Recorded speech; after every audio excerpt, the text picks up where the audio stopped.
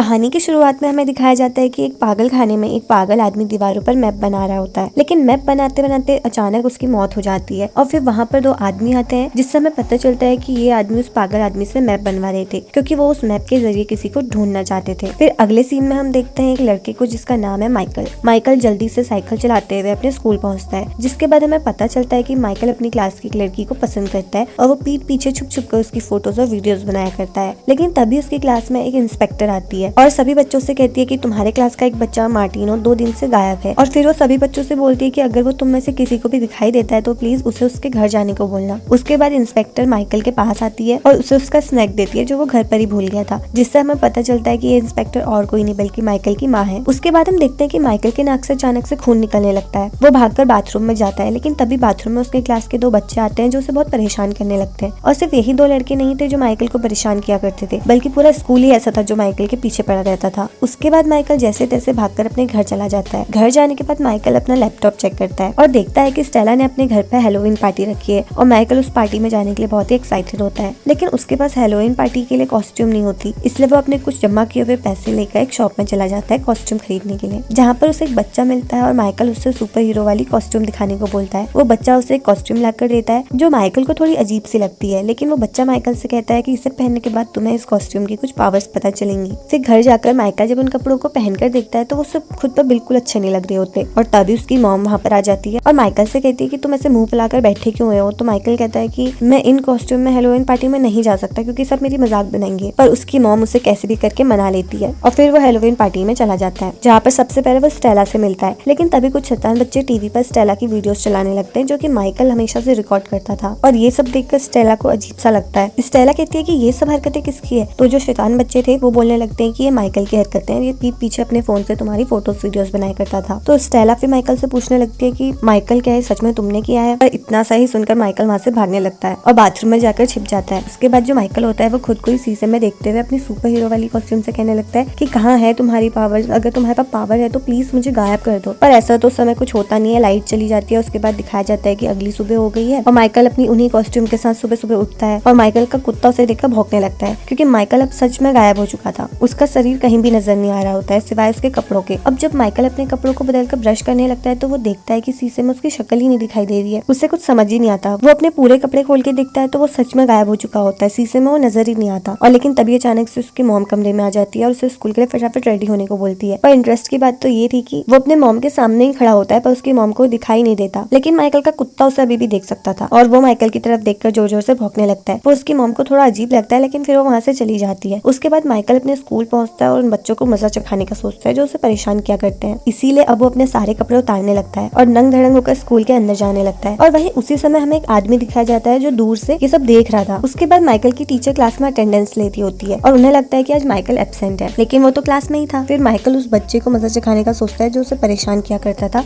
इसीलिए वो उसकी वाटर गन निकालता है और ब्लैक बोर्ड की तरफ गन शॉट करता है और वाटर गन उस लड़के के हाथ में फेंक देता है, जिससे उसकी मैम को लगता है कि ये सब हरकतें इस लड़के की है और उसकी मैम चिल्लाने लगती है। उसके बाद धीरे धीरे माइकल उन सभी बच्चों को मजा चखाना शुरू करता है जो उसे परेशान किया करते थे। और उसके बाद हमें कहानी में दिखाया जाता है कि 2 बच्चे स्कूल से फिर से गायब हैं, जिन्होंने गायब होने से पहले अपना वीडियो बनाया होता है और उस वीडियो के जरिए पता चलता है कि वो अपने फैमिली वालों से परेशान थे। और इसी सब के चलते अगले दिन माइकल की क्लास में एक साइकोलॉजिस्ट आता है जो उन सभी बच्चों को समझाने लगता है कि माँ बाप अपने बच्चों के लिए जो भी करते हैं या जो भी सोचते हैं वो उनके भले के लिए होता है, इस तरह उन्हें नाराज होकर घर से भागना नहीं चाहिए। लेकिन तभी हम देखते हैं कि अचानक से माइकल फिर से गायब होने लगता है और कोई उसे देख लेता है, इससे पहले वो क्लास से भाग जाता है। फिर जैसे ही वो अपने घर पहुंचता है तो उसके कमरे में उसकी बहन होती है और माइकल अपनी बहन को कमरे से जाने को बोलता है। उसकी बहन सोचती है कि भैया ने आखिर अपना फेस ऐसे क्यों छिपा रखा है। वो वहाँ से चले जाने का नाटक करती है और फिर जैसे ही माइकल अपना फेस से कपड़ा हटाता है तो उसकी बहन उसे बिना चेहरे के देख लेती है और जोर से चिल्ला जाती है। उसका भाई उसका मुंह बंद कर देता है और कहता है कि मैं तुम्हें सब कुछ बताऊंगा, तुम घर में किसी को भी मत बताना। उसके बाद वो अपनी बहन को बताता है जब से उसने वो हैलोवीन पार्टी वाली कॉस्ट्यूम पहनी है तब से उसके साथ यही सब हो रहा है। और फिर कहानी के अगले सीन में हम देखते हैं कि माइकल की मॉम काफी परेशान होती है और किसी से फोन में बात कर रही होती है और तभी माइकल बिना कपड़ों के अपने मॉम के सामने जाकर बैठ जाता है और अपनी मॉम की बातें सुनने लगता है, जिससे उसे पता चलता है कि वो अपनी मॉम का बेटा नहीं है बल्कि वो अडॉप्टेड है। जिसके बाद माइकल थोड़ा शॉक में होता है और वहाँ पर से उठकर चला जाता है। तभी उसकी मॉम को महसूस होता है जैसे उसके सामने कोई आया था, पर वो इधर उधर देखती है तो कोई उसे दिखाई नहीं देता और माइकल वहाँ से भागकर एक जगह में चले जाता है और वहाँ पर झूलने लगता है। लेकिन तभी स्टेला वहाँ आती है और झूले को हिलते हुए देख लेती है और खुद भी वहीं पे आकर बैठ जाती है और उस इनविजिबल इंसान से बातें करने लगती है और उसके साथ दोस्ती करने लगती है। और फिर हम देखते देखते हैं कि अब धीरे धीरे उनमें कुछ ज्यादा ही गहरी दोस्ती होने लगी है। लेकिन अब तक माइकल ने स्टेला को अपने बारे में बताया ही नहीं होता और वो डिसाइड करता है कि वो स्टेला को सब कुछ बता देगा, इसलिए वो उससे मिलने जाने लगता है जहाँ पर स्टेला अपनी प्रैक्टिस कर रही थी। लेकिन वो स्टेला को कुछ भी बता पाता उससे पहले ही स्टेला को एक आदमी बेहोश करके अपने साथ ले जा रहा होता है और माइकल उस आदमी को रोकने की बहुत कोशिश करता है पर वो कुछ भी नहीं कर पाता। फिर दिखाया जाता है स्टेला जब अपनी आंखें खोलती है तो वो एक कमरे में होती है जहाँ पर कुछ लोग उसकी बॉडी में कुछ चेक कर रहे थे। लेकिन उन लोगों को पता चलता है कि ये वो इंसान नहीं है जिसे वो ढूंढ रहे हैं, क्योंकि ये लोग उसी इनविजिबल की तलाश में होते हैं। बस उन लोगों को ये नहीं पता होता कि वो लड़का है या लड़की। उसके बाद वो लोग स्टेला को एक कमरे में बंद कर देते हैं जहाँ स्टेला को अपने वही दोस्त मिलते हैं जिनकी गायब होने की खबरें फैली हुई थी और वो समझ जाती है कि वो गायब नहीं हुए थे बल्कि उन्हें किडनैप किया गया था। और वही दूसरी तरफ अब माइकल स्टेला की मदद करने की सोचता है और अपनी कॉस्ट्यूम ढूंढने लगता है, पर वो देखता है कि उसकी कॉस्ट्यूम उसकी मॉम ने धो डाली है और वो अब उसे छोटी भी हो गई है, इसीलिए वो उसे अपनी बहन को पहना देता है। लेकिन अब उस कॉस्ट्यूम का कोई भी असर नहीं हो रहा होता। उसे लगता है कि कॉस्ट्यूम धो देने से इसका असर खत्म हो गया, इसलिए वो अपनी मॉम पर चिल्लाने लगता है और अपनी मॉम से कहने लगता है कि आप मेरी मॉम है ही नहीं, और वहाँ से भागकर एक जगह में जाकर बैठ जाता है। तभी एक आदमी वहाँ पर आता है जो माइकल से कहता है कि हम पहले मिल चुके हैं, और ये आदमी वही आदमी होता है जिसे हम कहानी में पहले भी देख चुके हैं। और फिर वो माइकल से कहता है कि वो कॉस्ट्यूम अब किसी भी काम का नहीं है। माइकल काफी शॉक होता है और सोचता है कि इस आदमी को कैसे पता कि मैं उस कॉस्ट्यूम के बारे में सोच रहा हूँ। फिर माइकल उससे कहने लगता है कि आखिर तुम कौन हो और तुम्हें कैसे पता कि मैं क्या सोच रहा हूँ। तो वो आदमी माइकल से कहता है कि मैं तुम्हारा फादर हूँ। माइकल को तो यकीन ही नहीं होता, लेकिन फिर ये आदमी माइकल को अपने बारे में सब कुछ बताने लगता है कि कैसे वो लोग रशिया में रहा करते थे और वहाँ परमाणु विस्फोट होने के कारण सब कुछ खत्म हो गया, कई लोग मारे गए, कई बीमार हो गए, जिस कारण कई लोगों के डीएनए चेंज हो गए और उनमें कुछ स्पेशल पावर आ गई और फिर उन पर एक्सपेरिमेंट किए जाने लगे। और वहीं इस आदमी की मुलाकात एक औरत से हुई जिसको पसंद करने लगा था और फिर इन दोनों की बदौलत माइकल का जन्म हुआ और फिर माइकल को लेकर वो लोग वहाँ से भाग गए। लेकिन माइकल की मॉम ने उन्हें सेव करने के लिए खुद की कुर्बानी दे दी और वहाँ पर वो उसे एक और खास बात बताता है कि उसकी मॉम भी इनविजिबल हो सकती थी और माइकल के खुद के डैड दूसरों का मन पढ़ सकते थे। और फिर माइकल का डैड उससे कहता है कि तुम्हें यहाँ पर किसी चीज का खतरा ना हो, इसीलिए मैंने तुम्हें एक पुलिस इंस्पेक्टर के घर के बाहर रख दिया और मैंने पहले ही उसका दिमाग पढ़ लिया था कि वो एक नेक दिल औरत है। और तब जाकर माइकल को समझ आता है कि वो सुपर पावर उस कॉस्ट्यूम में नहीं बल्कि उसके अंदर ही थी। उसके बाद माइकल का डैड उससे कहता है कि मैंने तुम्हें जिस लेडी के पास छोड़ा है वो एक नेक दिल औरत है और तुम्हें उससे अच्छे से पेश आना चाहिए। और उसके बाद थोड़ी देर में माइकल के डैड वहाँ से चले जाते हैं और माइकल की मॉम और कुछ लोग उसे ढूंढते हुए वहाँ जाते हैं। फिर बाद में माइकल उसी साइकोलॉजिस्ट के साथ घर लौट आता है जो पहले स्कूल भी आ चुका था। और फिर हम देखते हैं कि वो साइकोलॉजिस्ट कहीं ना कहीं समझ गया था कि माइकल के साथ कुछ तो गड़बड़ है और वो ये भी जान चुका था कि उसके अंदर इनविजिबल होने की पावर्स हैं, इसीलिए वो माइकल से सब कुछ उगलवाने की कोशिश करता है। लेकिन माइकल उस आदमी को चकमा देकर वहाँ से भाग जाता है और अब माइकल का खुद के पावर्स पर कंट्रोल भी होने लगा था। उसके बाद हमें कहानी की दूसरी तरफ दिखाया जाता है कि स्टेला और उसके साथियों को उस कमरे से बाहर निकलने का रास्ता मिल जाता है। वो वहाँ से बाहर आकर देखती है तो उसे पता चलता है कि वो लोग एक शिप में है और दूसरी तरफ माइकल परेशान था कि आखिर स्टेला कहाँ होगी। और वहीं स्टेला को शिप की एक फ्लैश लाइट नजर आती है, वो उसे ऑन कर देती है जो काफी दूर तक जाती है और उस लाइट पर माइकल की नजर पड़ती है और वो समझ जाता है कि स्टेला जरूर वहीं होगी। और फिर फटाफट से माइकल भी शिप में पहुंच जाता है और सबसे पहले स्टेला से मिलता है। और जैसे वो स्टेला को वहाँ से ले जाने की बात करता है तो स्टेला कहती है कि यहाँ पर और भी बच्चे हैं जिसे वो बचाना चाहती है। और ऐसा सुनते ही माइकल स्टेला को अपनी गन दे देता है, लेकिन स्टेला उस गन को माइकल के ऊपर ही तान देती है। और वो इसलिए क्योंकि शिप में एक ऐसा बूढ़ा आदमी होता है जिसके पास कुछ पावर होती है जो दूसरे के माइंड को कंट्रोल कर देती है। और इस बूढ़े आदमी ने ही स्टेला और उस साइकोलॉजिस्ट के माइंड पर भी कंट्रोल कर लिया था। लेकिन माइकल शांत नहीं बैठता, वो अपनी सुपर पावर का बहुत अच्छे से इस्तेमाल करता है और स्टेला और बाकी साथियों को सही सलामत वहाँ से निकाल लेता है। और वहीं माइकल की मॉम भी काफी देर से उसका इंतजार कर रही होती है और माइकल को वो सही सलामत देख बहुत खुश हो जाती है। और उसके बाद माइकल वहाँ पर जितने भी लोग मौजूद होते हैं उन सभी को अपने पावर का जलवा दिखाने लगता है। लेकिन तभी माइकल के डैड वहाँ पर आते हैं और माइकल को समझाते हैं कि उसे इन सुपर पावर को सभी लोगों के सामने शो नहीं करना चाहिए क्योंकि इससे उसे खतरा हो सकता है। और उसके बाद उसके डैड वहाँ पर मौजूद सभी लोगों की मेमोरी को मिटा देते हैं जिससे फिर किसी को भी इस हादसे के बारे में कुछ भी याद नहीं होता। और फिर हम देखते हैं कि अब वो सभी मिसिंग बच्चे भी मिल चुके हैं और सबको लगता है कि ये सब माइकल की मॉम ने किया है और वही सारे बच्चों को बचा कर लाई है, जिससे माइकल की मॉम की बहुत ज्यादा वाहवाही होती है। उसके बाद हम देखते हैं कि माइकल को स्कूल जाते हुए दिखाया जाता है और वही पुराने बच्चों से फिर से परेशान करने आ जाते हैं। पर इस बार माइकल उनसे डरता नहीं है बल्कि उन्हें बड़ा तगड़ा जवाब देता है जिससे वो लोग काफी हैरान हो जाते हैं। फिर कहानी के एंड में हमें दिखाया जाता है कि माइकल की रियल मॉम अभी भी जिंदा है और उनके एक ही बच्चा नहीं बल्कि दो बच्चे थे जिन्हें माइकल के डैड ने अलग अलग देशों में छोड़ दिया था और अब माइकल की मॉम उन्हें ढूंढ रही है। और बस यहीं पे कहानी खत्म हो जाती है।